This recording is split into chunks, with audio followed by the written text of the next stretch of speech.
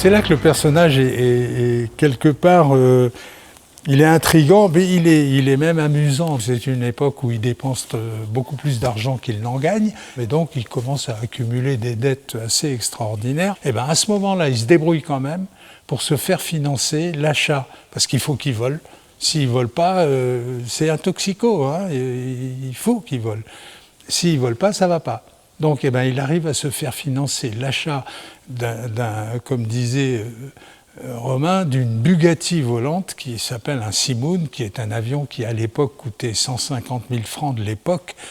J'ose pas imaginer ce que ça fait aujourd'hui en euros, c'était vraiment cher. Et il s'achète un premier Simoun, avec lequel d'ailleurs il va se vomir de nuit dans le désert en Égypte, en essayant justement d'aller gagner un prix, le prix de la liaison la plus rapide entre Paris et Saigon, où il y avait un prix de 50 000 francs à gagner, ce qui lui aurait rendu bien service. Au lieu de ça, il ratatine l'avion. Bon, un coup de peau, il en sort vivant. Il s'est émietté sur plus de 200 mètres. Seuls le fuselage et la cabine ont encore une forme ressemblant vaguement à la gracieuse silhouette du bel avion. Incroyablement en émergent les deux aviateurs, debout, indemnes, hébétés. Dans le noir, ils essayent de comprendre.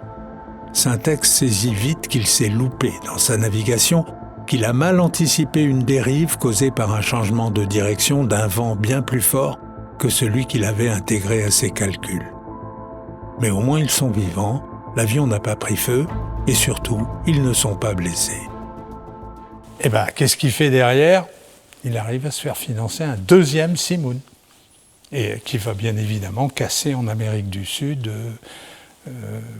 sur des circonstances où il est peut-être quand même assez excusable.